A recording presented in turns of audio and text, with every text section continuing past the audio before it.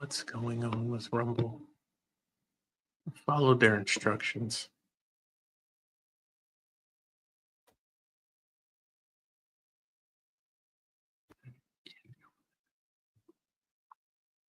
Same thing as yesterday, huh? Yeah, there's something going on.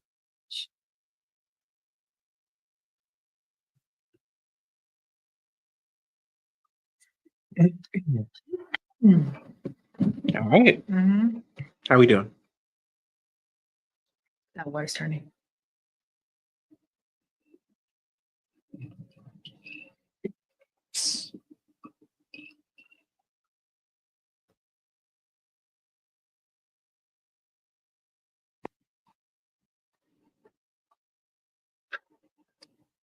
We good? We're good.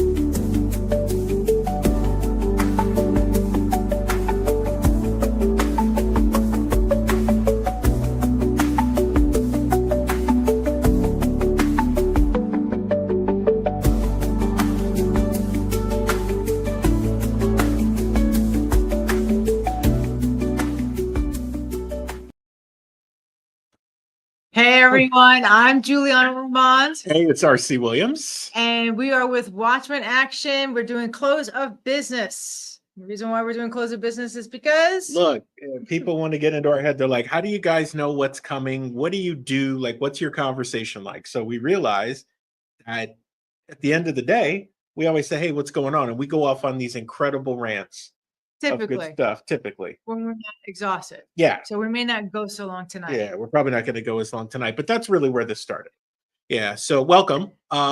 We are supported. Watchmen Action is a 501c3. So in addition to your support, time, money, effort, whatever the case may be, we also have great sponsors, including our friends at Goldback. Goldback.com. They turn gold into money. That's what the founder, Jeremy Cardone, told us on a call. We were talking about doing this. So what does a parallel economy look like? Right. A lot of people are stacking and they're preppers and everything. We're in that camp, right? Right. But you don't really think about how it's actually going to happen when it goes down. You're just thinking about the event. You got to make it fungible and transactional, and Goldback helps to make that happen. We want to give you free gold. Here's the deal. Go to watchmenaction.org. You'll see a big button that says, give me my free gold. Fill out the form. You'll get a free half gold back on us from the great state of Florida. That is so cool. Yeah, I know, right? Okay, so for those that don't know what the word fungible means, because that's a big word. Fungible. Fungible. What is fungible? Means it's divisible and transactional. So what they've done with gold is they've split it into these denominations. So like a half Goldback has 1/2000th of an ounce of gold in it. So the half is worth $2 and like about 80 cents right Yeah, now. something like that. Yeah, because it fluctuates with the price of gold every day. So And then a whole one is about almost $6. almost $6. Not quite. Yep. So that's pretty cool. Yeah, it is. And Right. they come in all kinds of denominations. So with the parallel economy, people say, well, how does this work if nobody takes it? Well, if people will accept it for payment, Right.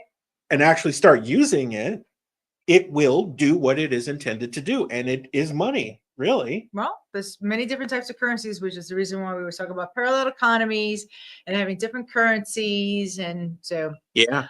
all right. So let's dig into it. Let's dig into it. Yeah. Which one do you want to dig into first? Let's do your one from, let's do your one on the Sanhedrin letter. So let's show everybody. Oh, yeah. Let me pull up the big board here. There we go. The Sanhedrin letter to Trump. You have been elected to fulfill a heavenly mission. So, okay, so now we haven't spoken about these topics, right? So you're going to hear firsthand our reactions to things because this is behind the scenes when we're going, okay, we're doing our investigative work, right? We're looking at all the forensic points of what's happening here. What does it say to you? anytime the Sanhedrin do something, I mean, I'm really taken back to scripture, right? Right. Pharisees, Sadducees, Sanhedrin. The Sanhedrin were the judges, Right. right? And it's like, oh boy, if the Sanhedrin are saying something, instant, like ding, ding, ding, ding, ding, because let's be honest, these are the people that ended up killing Yeshua, Huh. right? So instant red flag, just in that sense. So the Noahide laws, which is obviously different than the 10 Commandments. So let's go down to this, because the way this piece is written is interesting. Let me kind of expand this so that we can watch the big board here. So here's the deal. The Sanhedrin called on President Trump to establish an international divine court for all nations. So, Correct. I mean, instantly, like in the first paragraph, you know where the issue is. Well, yeah. I mean, let's be honest. We don't, based on the Sanhedrin's track record, we don't want them calling for an international divine court of anything. Mhm. Just being honest, right? And it's, listen, our friends who are Jewish or whatever, look, you don't want this happening. We know this doesn't end well, generally speaking. Right. Like, no. Okay. So they wrote Trump a letter. Dear Honorable President Trump, may Hashem, which according to the Sanhedrin means the name, Creator, bless you and your nation. We extend our heartfelt gratitude, so on and so forth. Trump announced that he was creating his at the National Prayer Breakfast, he was creating a White House faith office. Right. That's a whole nother episode of Close of Business because of who's running it, Paula White. Okay. So yeah. So they said, look, your recognition does XYZ. Okay, great. So then they go into the book of Genesis and the divine purpose. There are concerns, and this research is ongoing. So let me just, because we call balls and strikes, Mhm. the understanding of the Noahide laws, a concern is, well, if you are a Christian, what does that ultimately mean? Well, doesn't it in a way go against the 10 Commandments because it's a different? It creates questions that haven't been answered yet. And so this is the part of being a research business where we look into these things, and our job is to help you understand, hey, there's a question here, right? What does this actually mean? As the page is actually trying to crash. So can you just close it? Yeah. Because it's affecting our internet, is it not? No. Our video's having challenges. So let me go ahead. Technical issues. So I mean, to me, it would sound like they would replace the 10 Commandments at that. It would nullify what Father said that we're supposed to be doing, and taking on this general, this is what they think that we need to be following, is Noahide law. Well, because who's interpreting the Noahide laws? And if you are a Christian, what does that ultimately mean? Because nowhere in that letter do they make reference to that. Does the Noahide laws come out of the Torah, or does it come out of the Talmud? It comes out of Torah, but the concern with the Sanhedrin is around Talmud and all of these other things. So this is a rabbit hole in and of itself. Where it is concerning for us is, one, the interpretation of the Noahide laws. Mhm. As a believer, I look at that and I say, well, if we follow the logic, if you were to ask the apostles Mhm. or even Yeshua what they were, they would not tell you they were Christian.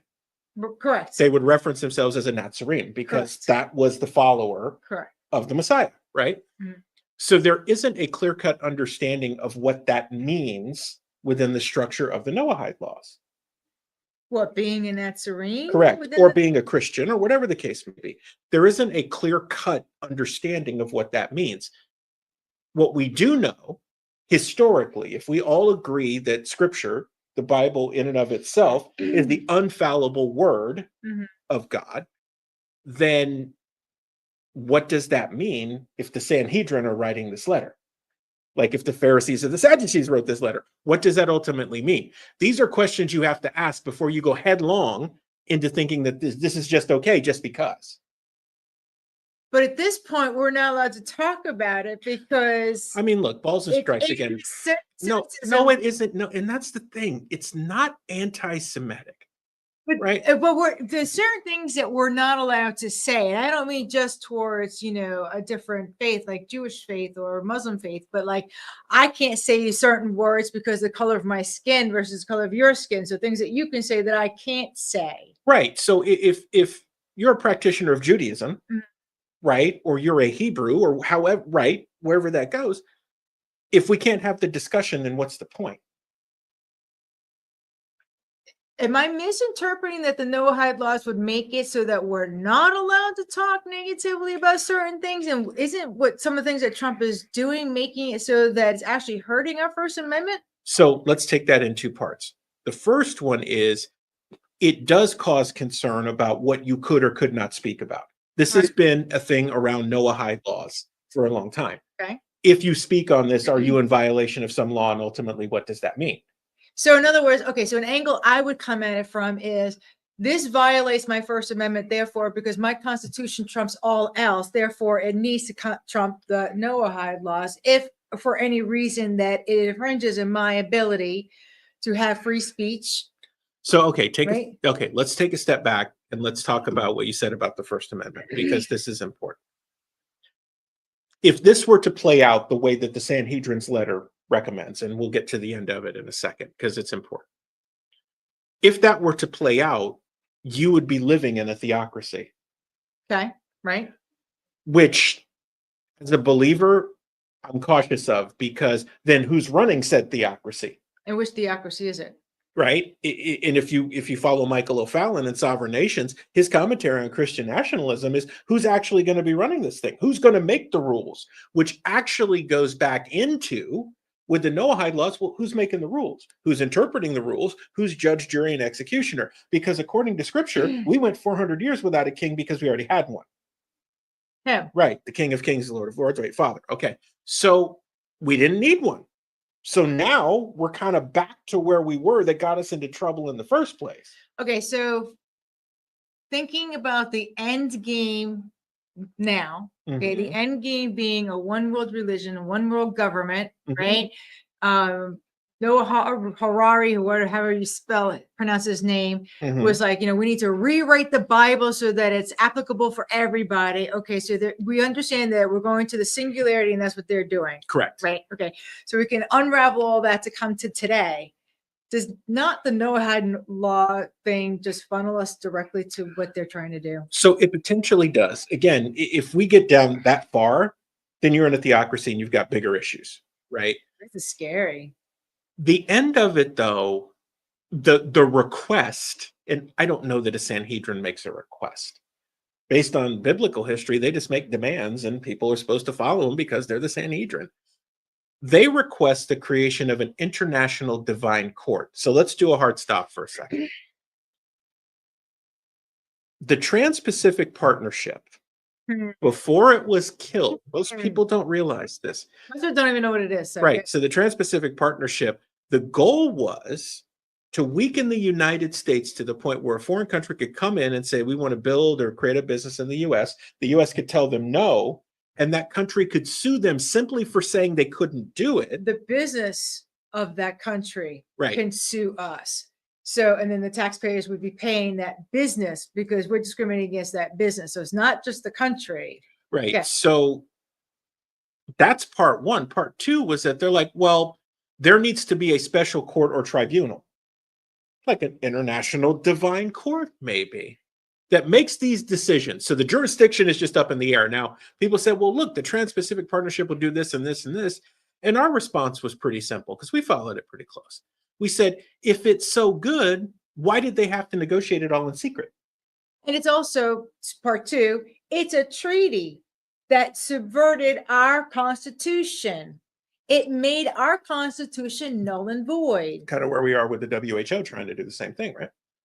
So we're back to that problem. But the ask for an international divine court, people say, oh, well, they just meant it, father needs to be first. No, that is not what they meant. They meant what they said. This is a misunderstanding. If you know who the Sanhedrin are, they meant what they said. And that's dangerous for all types of reasons. So the overarching part here is, as the joke, this is a multi-level screw up. Okay. The fact that they were empowered to write this letter raises questions. Mm-hmm. The fact that it contained what it contained raises a whole nother set of questions. Mm. If this is ever entertained, that opens up a whole nother set of questions. Let's add another point, and that's the fact that Trump is Jewish. He's not Christian. So Trump is a practitioner of Judaism. Is that what you're getting at? That is what I have read, that he is Jewish. He is not Christian. Well, okay, so let's speak from the firsthand experience that we have. We saw Trump speak at the Believer Summit last year in West Palm Beach, where he made the comment that if Christians voted this time, they wouldn't have to worry about voting again. There is discussion that Trump isn't saved. I'm in that camp because he hasn't said the words. Mm-hmm. He's never said them. He's actually on tape saying he doesn't feel like he needs to. Right. Bring Right. God into that situation. Or he doesn't feel like he needs to repent, right? He hasn't done anything wrong. That's been his contention. And if you understand Donald Trump, that's him. That doesn't take away from the fact he ain't done it. And I've made the contention publicly and privately that I don't know that he's saved. I think him getting shot did something to that, but he's still not there. Because if he was, we wouldn't be having this conversation. Okay. And Paula White would not be in charge of the White House office on, right? Okay, so because we know better. So, and that is what it is too. If you don't like it, well, I'm sorry, but I'm not sorry. I mean, check your theology. So, or check your moral compass. That could be true. And that opens up, and we didn't get to it here, but I'll mention it. That opens up a whole nother set of things because there was a commemorative coin created with King Cyrus on one side and Trump on the other. And this discussion is on record that there are some who believe that Trump is the Messiah.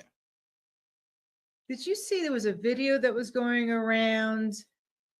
Oh, now we have to go find it, where they had the golden statue of Trump in Gaza. I mean, but so when we were at CPAC in 2021, they had the giant golden Trump statue.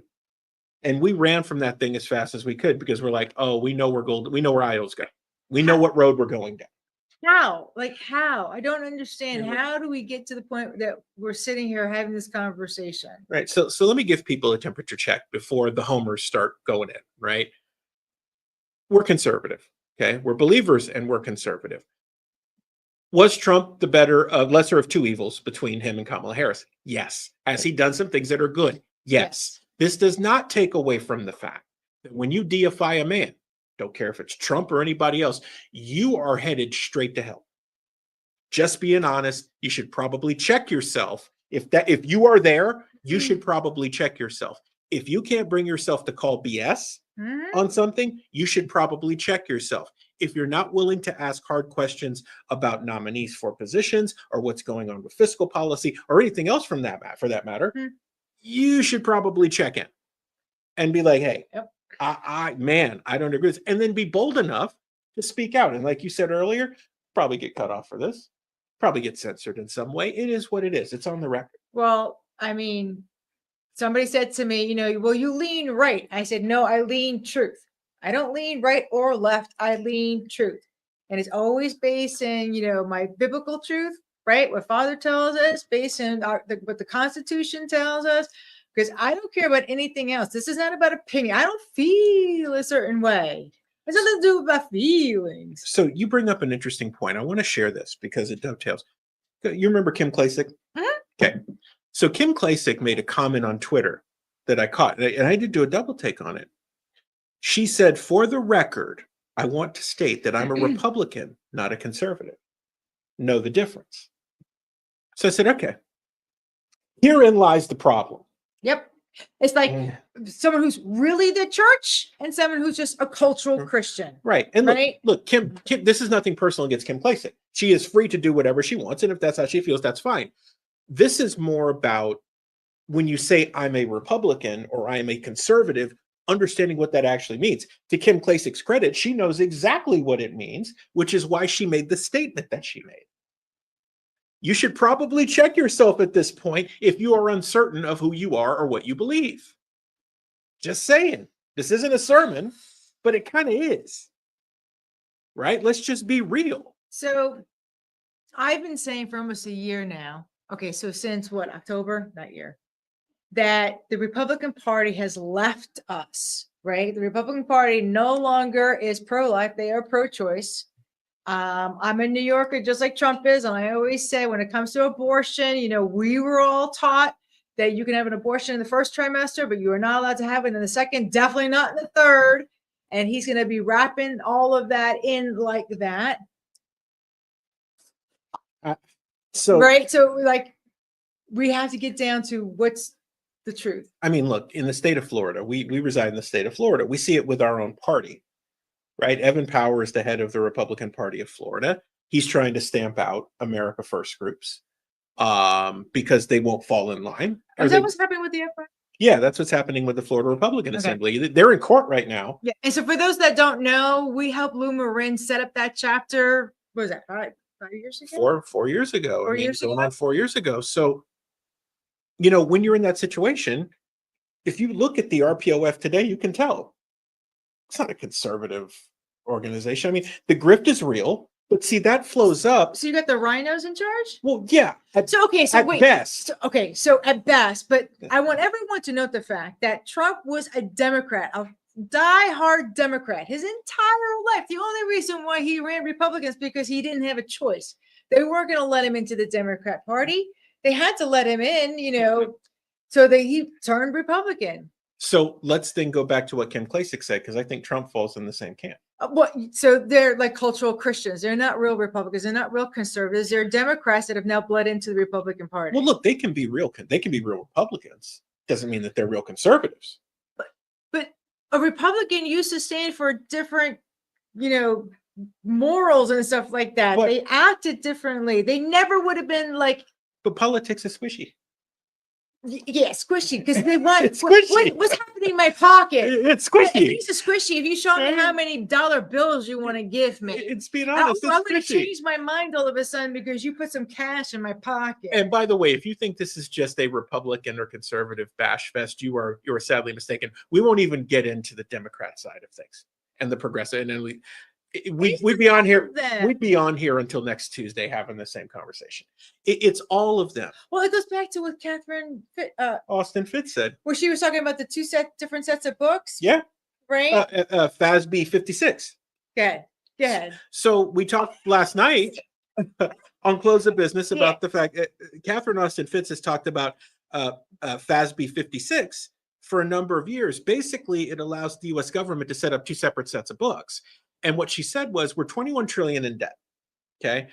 And Biden in this whole FASB 56, Trump has not changed it. So it's gone across administrations. One stroke of the pen, he could kill that and we could see the books. She says, I bet you we'd find the 21 trillion right on the other side and the books would be balanced. Why isn't that happening? These are the tough questions you have to ask yourself. If financial, fiscal, whatever transparency, Doge is doing all this, you know what? Doge could solve the entire problem by killing FASB 56 and actually getting in and saying, look, no, we only have one set of books now. Let's reconcile them. And you would find the grift, except there are too many people at the trough getting their fill. I had this conversation earlier today about a guy like Maxwell Frost in Central Florida. He represents District 10, which is Orlando, in Congress. How does one go from not having proper credit to get an apartment in DC to being worth $1.5 million in less than 3 years? We shall explain. Here's what happens. NGOs get created, non-government organizations get created when Congress can't get something through in law. They just create a nonprofit or a non-government organization that they can funnel money to, get it done, and then magically things start to show up in nonprofits where these people go to take on a role or some other investment, because remember, isn't that what just happened to Stacey Abrams out of Georgia? Yeah, she got busted. Right? So they do these things, right? And then magically there's a proper investment. You notice that Congress won't regulate themselves when it comes to investing. It's a gray area. No. So they write the rules, so they already know what's coming. They have all the inside information because people have to tell them.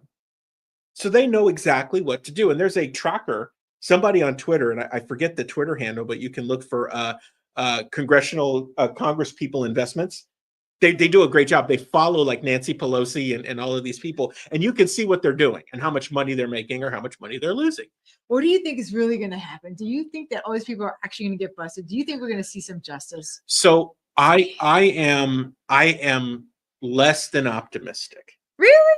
I am. I mean, I see some shaking up. I give Trump credit for that and Doge and what they're doing and whatnot. I certainly see some shaking up. I don't think that we'll ever get the people, like we're never going to get a full reckoning on that, right? Because it reaches levels that implicate other people, which is why the big bullahu over the last couple of days is if Pam Bondi, former Attorney General of Florida, has the Epstein files on her desk for review, what may be the most important documents in modern history, why haven't they been released?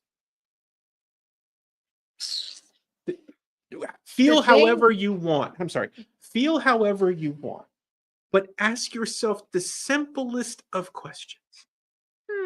If justice and balance and everything is on your mind, and some of the most important documents in modern history that will show us who the evildoers are sitting on the U.S. Attorney General's desk waiting for review. And it's been a week since she made that statement. What is so pressing that you can't look at those things and say, let's go? Maybe it's the same thing with the JFK files. Got to scrub them a little bit before the information gets out there because you don't want the wrong people implicated. Now, take that as you will. If you go do your own research for 5 minutes, you'll begin to figure out why these things aren't happening. It does not take away from my concern about justice. I feel like this is all a controlled demolition of our society, funneling us all into 15-minute cities, XRP, CBDC, control grid. The gig is up. The rats are all scattering. They've all been busted. Yep. Oh, snap. What do we do with society? People are going to be in uproar. We're much bigger than Venezuela, and look what happened down there. We got guns. They didn't. We can hunt these people down, and they're like, oh, they're all freaking out. Like, you could just see like their mentality and how they're like, why they're doing the things that they're doing. Okay, so we talked about this a little bit on last night's show, and I won't belabor it because we're supposed to do a shorty tonight. So you have to understand that these people aren't your friend, but there are strings being pulled at levels that most people's cognitive dissonance will not allow them to see. The controlled demolition of the United States, as Catherine Austin Fitts has pointed out, has been a quarter century in the making, when they told her, we're extracting as much wealth and value from the United States as we can because it's over. It's done. We got to get as much out as we can. You're at the end of the line. There is so much debt, it can never be repaid. And for people who say, well, look, they can just print more, until people no longer trust it. Well, that's why Trump is out there now fighting with BRICS and saying, you guys need to dismantle. You can't do this. You have to back the dollar. I mean, we're at the 250-year mark of the United States of America. No country's ever gone past. Well, they say no country's ever gone past that. So you get to this point. It's like, what do you do? Because now we're basically we're pretty close to the cliff, right? Like if you hit the brakes right now, you might not go over, but more than likely you're going over the cliff. So what do? Do you try to control the implosion? It's a reset. Right, which is why all the gold you keep hearing is coming back into the United States so it can be audited.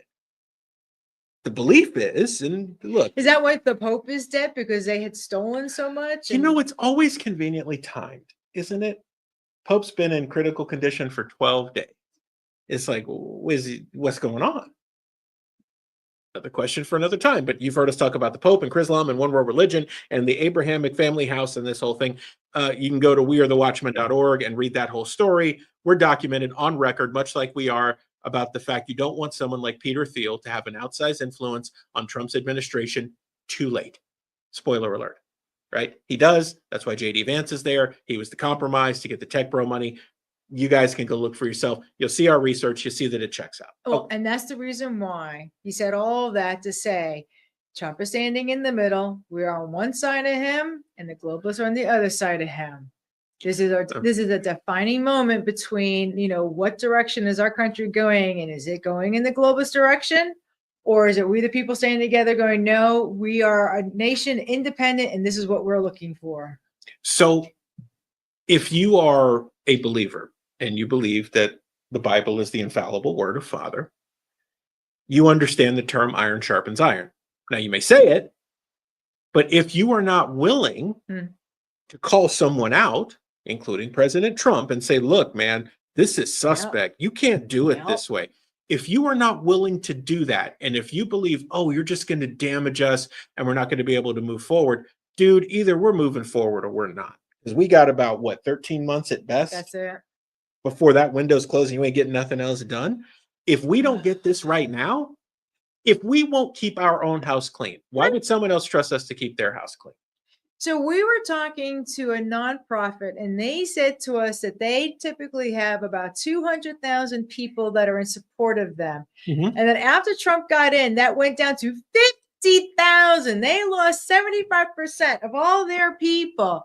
And it's just like, do people really think that because he got in that they could just sit back and sit on their laurels? So last week, yes, that's a short answer. Slightly longer answer. Last Friday, we talked about the dangers of tribalism. Okay. People want to be right so badly that they're not willing to think about what's wrapped up in that. And so you can go bag in and say, look, well, he can do no wrong. This is all right. Or it's 5D chess. Or pick your poison. Either way, you're going to die when you drink from the vial. Let's just be honest, right? It's like you got a gun pointed at your head and someone else has a gun pointed at your head and you've got a gun pointed at their head. And if you pull the trigger, somebody's going to die or you're both going to die. Okay. If you're not willing to have a hard and honest conversation, then the entire point of a constitutional republic is null and void. Just being honest. This isn't a cult. This isn't a theocracy. We're believers. Theocracy is not a good idea. Trust me. Okay. We're not an oligarchy, although we are kind of. We're not technically supposed to be an oligarchy. The people are in a self-governing society in the United States, as it's supposed to be. The states, I was recording earlier today, the states have a tremendous amount of power. Chris Ann Hall talks about this. The logic is so simple. The federal government is a creation of the states. The states have all the power. 9th and 10th Amendments of the Constitution. Sorry for doing a civics class tonight. Let me add to that civics class. The executive orders were only supposed to be for the executive branch to keep themselves all in check. It wasn't to be able to do all the shenanigans that they've been doing all of these years. Like they're misusing what we gave them as appropriations to do X, Y, and Z, and they're doing what they want with it. Right. So if you let government, it's kind of like the income tax. If you let government get a foothold, it's like a parasite. And it will feed on you until you die, and it will find another host, which is your kids and your grandkids and their kids and so on and so forth. It will keep feeding until you get rid of it. You got to deal with it, right? Yep. So here we are dealing with all of these things. And if you actually take a minute to go back and look at how the Constitution has been amended, this came up earlier today. Remember, the federal government is a creation of the states. It's supposed to have few and defined powers. It's supposed to be like that, and then the states. And whatever we didn't give it is supposed to default back to the states. I want to point something out because this came up earlier today. The 17th Amendment of the Constitution was the one that changed the vote for senators to popular votes. One of the worst things that you could have ever done. Here is why, for those who don't understand. The House of Representatives was supposed to be decided by the people in that sense, right? You vote them by popular vote, and then they go. Okay, you have a congressional rep, you can look them up, you know who that is. Senators, on the other hand, the Senate was a check and balance. Senators were appointed by the state legislatures. And before people say, well, I want to be able to vote for my senator, you actually did in that system because your representative at the state level had an impact in choosing the senator that went to DC. So the state had a vested interest in the federal government. Oh, people are like, I didn't learn it like that. I know, I'm sorry. Because they don't teach you that because that's what they wanted.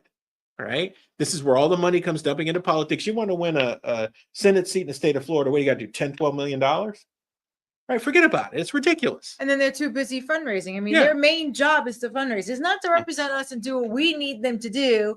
It's to put on these theatrics and go raise money.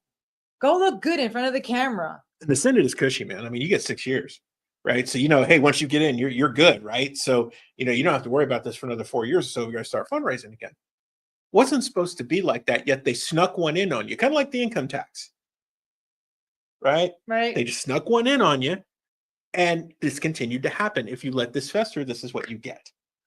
Okay, so we went way topic from the Sanhedrin all the way to here. Mm-hmm. We can either go, you know what, that was a great conversation, and move on to the next thing that you want to show us. I think that was the great conversation. This one will be quick, right? So we're gonna fight. Yeah, okay, you liar. No, you I'm not. Yeah. I'm not lying. This one's easy because when you guys see the headline, you're gonna know exactly where we're going. Flu vaccine this season may be poorly matched, says the CDC. So let me just pick that up. They're so stupid. They think that we're that stupid, that we're not going to figure out the fact that, oh, you're going to inject me with something that, was created like 3 months ago that's no longer valid. It doesn't work anymore. You want us to believe that, that's not true. So we have friends and associates from all parts of the political spectrum. We love you all. We may not agree with you on everything, and that is fine. That is the way this is supposed to work. Let us pose a scenario to you that'll make sense. If someone told you something and they said, look, 100%, if you buy this thing, you're going to live for 1,000 years. And then you give it to your sister, and then she dies tomorrow. Did they lie to you? That was COVID. So the same people who told you that a mRNA injection would help you to not get sick, even though you did, and there's all kinds of other stuff going on there, people still died. Okay. This is what they told you. Now they're going to tell you, oh, take the flu injection. But Trump is coming out with the mRNA vaccine for cancer. And he's the vax father, right? I mean, it's did you not see? It's like right in front of you. Mr. President. Mr. President, there is healing and a future in the admission of your shortcomings and moving forward. But if you dig your heels in on warp speed, people eventually are going to tire of your behavior. I say this with all the respect and love in the world as a believer. Get right. You can either get along or get along. Thank you for letting me give my TED Talk. But here's what's interesting. I think you're wrong. I think he really believes that he can get away with it because the MAGA people aren't seeing it. And there's the wheat from the tares, right? There's a few of us, the remnant of the remnant, that are seeing what's happening, right? And we're yelling and yelling and going, do you not see? You not see? You just ignore that? You not see that? Even staunch pro-lifers were like, well, I'm going to throw that out the door. I'm going to support him because, and it's like, okay, but nobody's calling him out. It's like having a pestilent child doing what he wants to do. And the church is just sitting back going, oh, we're going to pretend like we're not seeing what's happening here. We're just going to ignore everything. And it's just good like, to be the king. So I think that they think that we will not stand up the way that we need to. Now, there's the remnant of the remnant. There's the Watchmen Action. There's all the stuff that we're doing. There's other advocates out there that are really pushing, and we're doing everything that we can to, get together, get our voices together, get our marching orders. What we need to do as a people in our communities to move things forward, because we know, right? They didn't just let people in through the border just because they wanted a new class of people to pick the cotton, okay? They brought another class of people because I wasn't going to pick up a gun against my neighbor, and they know it. So they got to bring in other people to be able to do that. Hence the 80-something thousand IRS agents they wanted to be able to hire. Right. Right? They're bringing in their military against us. I mean, how much? It doesn't get more real than that. So why is the church not talking about the severity of the situation? You mentioned cultural Christians earlier. And it's convenient or sexy to be a Christian. I mean, we're involved as believers. We do a lot of things. We support a lot of efforts. We have given a ton of time, money, and effort to those things, only to find out that there was no real return. And it was the masters of the grifterverse just in circles of believers. Okay, so the CDC told you these things, and they were dead wrong. So then they told you, hey, look, man, you take your flu vaccine, you're going to get sick. Then they come and tell you that they said, oh, well, we kind of misaligned on it. It's like, you're stupid. You are the same type of person that Anthony Fauci is. The science is settled. Dude. No. The science can never be settled. That's the whole point of science. But what are we even doing right now? The CDC basically told you whatever they shot you up with ain't working. And if you go back and read what's in it, you got a whole nother set of problems. And you're still sick, by the way.